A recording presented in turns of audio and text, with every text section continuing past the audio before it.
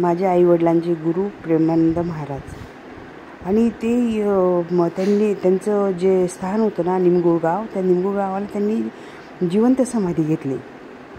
आणि त्यांचं लग्न वगैरे झालं होतं खूप उशिरा.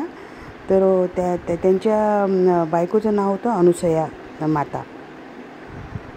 आणि वडील त्यावेळेस माझे वडील होते ते पोलीस खात्यात होते. तर तेव्हा त्यांची ड्युटी होती सारंगखेड्यात जेव्हा जे जायचे वडील, तर म्हणजे वडिलांचं वय खूप 20-21मध्येच लग्न झालेलं आणि लगेच ते पोलीस भरतीमध्ये झाले. तर त्यांना सारंगखेडा ही ड्युटी दिली होती पहिली सुरुवातीला. आणि मग नंतर तिथे निमगुळ गाव जवळच आहे, दोंडाच्या जवळ निमगुळ आहे. आणि दादांचं दोंडाच्या जवळ सारंगखेडा एक गाव आहे छोटंसं, तिथे दादांची बदली होती सुरुवातीला. तर त्यावेळी वडिलांचं काही लग्न वगैरे झालं नव्हतं, तर दादांना ड्युटी दोंडाच्याला दिली. मग तिथे निमगुळ गावाला हे संत होते ना, हे अवतरले म्हणजे ते असे जंगलात वगैरे फिरून जायचे आणि ते फळच खायचे आणि धुनी करायचे. धुनीवाले बाबा म्हणायचे त्यांना, धुनीवाले बाबा. अशी जठा वगैरे मोकळ्या आणि खूप तपश्चर्या केलेली त्यांनी. आणि जंगलात जाऊन फळं खायचे ते. आणि मग दादांची ड्युटी तिथे असल्यामुळे दादांना माहिती पडलं की ते असे महाराज आलेत, असे महाराज आहेत म्हणून, खूप मोठे संत आहेत म्हणून. मग दादा काय करायचे, ड्युटी सोडून तिथे जायचे आणि त्यांच्या भक्तीला लागून गेलेत माझे वडील. ड्युटी करायचे आणि प्रेमानंद बाबांची सेवाही करायची. तर ते कधीच कुणाकडनं असे पैसे घेत नव्हते आणि फक्त आशीर्वाद द्यायचे. आणि काय म्हणायचे, म्हणजे मला पैसेच नका तुम्ही देऊ, आणि दिले तर तुम्हाला नोटा द्या आणि मी आगीत टाकून देतो त्या नोटा, असे म्हणायचे ते. त्यांना काही पैसे वगैरे काही लागत नव्हते असे म्हणायचे. आणि मग लोक काय करायचे, नुसते नमस्कार करायचे, एक फूल व्हायचे बाबांना आणि त्यांचा आशीर्वाद निघून जायचे. तर ते असे झाडाखालीच तपश्चर्या करायचे, म्हणजे रात्री झोपायचे पण झाडाखालीच. मग असं करता करता त्यांना निमगुळ गाव हे पसंत पडलं. मग आता ते त्यांचं निमगुळ हेच त्यांचं वास्तव्य आहे.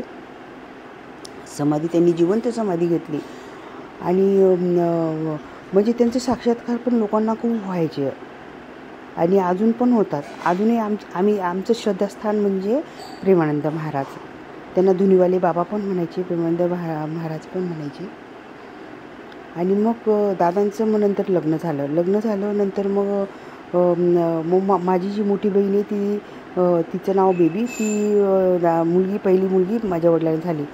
तर त्यावेळी धुनीवाले इतके म्हणजे ना वडील तिथे जायचे आणि त्यांचे एवढे म्हणजे आशीर्वाद आम्हाला सगळ्या कुटुंबाला, त्यांचे आशीर्वाद. आम्ही सगळेजण जायचं, आम्ही 7 भावंड, 3 भाऊ 4 बहिणी. दादा आम्हाला सगळ्यांना घेऊन जायचे तिथे आणि सगळ्यांचं दर्शन. मग त्यानंतर मग लोक म्हणायचे, त्यांचं लग्न झालं मग नंतर प्रेमानंद बाबांचं पण. आणि मग म्हणजे धुनीवाले बाबा म्हणायचे. मग त्यांना एक मुलगा झाला अर्जुन बाबा अगदी. मग त्यांनी ते एक मुलगा झाल्यानंतर मग ते पण जंगलातच जायचे, जंगलात धुनी करायचे, तिथेच राहायचे.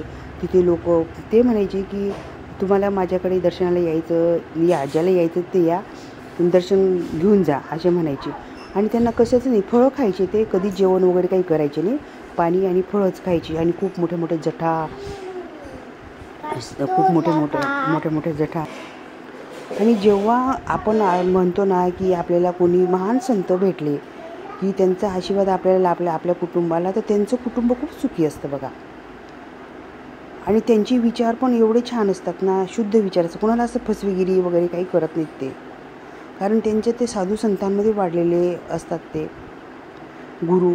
आणि नेहमी म्हणजे कसं आहे, त्यांनी जिवंत समाधी अशी घेतली की मोठं एक असं हे केलं, म्हणजे असं मोठं कुंड केलं आणि मग तिथे लोकांना सांगितले की मला आता समाधी घ्यायची आहे आता अगदी. आणि त्यांनी बायकोची पण परवानगी घेतली. तर बायकोनी म्हटलं मेरे राम कहा गए असे म्हणायचे त्यांच्या बायको. आणि मग त्यांनी काय केलं, म्हणजे ही जे आहे ना, म्हणजे मी त्यांना पाहिलेलं नाही, पण माझे आईवडील आम्हाला सांगायचे की प्रेमानंद बाबांनी एक मुलगा झाला आणि नंतर ते असे जंगलात फिरायचे. मग त्यांना समाधी घ्यायची इच्छा झाली, मग त्यांनी समाधी घेतली. आणि समाधी कशी घेतली, असे सगळे म्हणजे खूप असं चौकोनी हे केलं, त्याच्यात ते उतरले, तिथे राम राम राम राम राम. जेव्हा त्यांचं आत्मा गेला मग तेव्हा लोकांनी तिथे मीठ टाकलं, खूप पैसे दान, एवढं दान टाकलं. मग तेवढ्यात मग त्यांच्या बायकोला समजलं की मेरे राम कहा गए, मेरे राम कहा गए. बायकोला नाही सांगितलं. मग बायको पण तसेच तिथे गतप्राण झाले बघा असं. तर त्यांनी मग तिथे आता त्यांनी ते मंदिर वगैरे उभारलं आहे. आणि त्यांचं मंदिर कसं आहे, निमगुळला दोंड्याच्या जवळ निमगुळ गाव आहे, तिथे त्यांचं मंदिर आहे. आणि तिथे कसं आहे, नदीकाठी इतकं सुंदर आहे ना, म्हणजे असं आपल्याला असं रम्य वाटतं बघा. आधी आम्ही लहानपणी पण जायचो आणि आता पण जातो जेव्हा आठवणी. तर त्यांनी जी बाबांनी जेव्हा ती धुनी लावलेली होती अर्जुन बाबांनी, ती धुनी अजून पण आहे. म्हणजे तीच अग्नी बरं का. म्हणजे आता ह्या गोष्टीला 40-45 वर्ष झाले. 40-45 वर्ष त्यांनी, नंतर त्यांनी तर काही म्हणजे जेव्हा ते होते ना 30-35 त्यांनी समाधी घेऊन टाकली. आणि तेव्हा त्यांनी ते अग्नी लावायचे ना, तिथे ती अग्नी लावायचे. ते अग्नी एकच त्यांनी माचीसवर अजूनही ती अग्नी पेटते. त्या अग्नीवर लोक तिथे असं कुंड केलं आहे, होम केला आहे. त्या होमवर तिथे विजू देत नाहीत ते, आणि ती विजत पण नाही बरं का. विजत पण नाही. मग तिथे यज्ञ चालतो. आणि त्यांचं जेव्हा अशी पौर्णिमा येते, गुरुपौर्णिमा वगैरे, तिथे मोठे भंडारे होतात अगदी. आणि त्यांचं म्हणजे कसं असायचं, आता एक जणाच्या शेतात काहीच पिकायचं नाही बघा, तर ते म्हणायचे नाही बाबा माझ्या शेतात पिकू दे, तर मी तुला अर्धी जमीन देईन. मग त्यांनी असं म्हटलेच. तर इतकं पिकायला लागलं ना त्या माणसाच्या शेतामध्ये, खूप पिकू लागलं बघा अगदी. आणि त्यांच्याकडे कुत्रे गायी येतात ना, तर गाई आता कोणी असं म्हटलं की काही प्रसाद वगैरे नेला आणि म्हणायची नको एवढं काय करायचं, बाकीचं काढून ठेवा घरी. तर त्यांना ते समजून जायचं.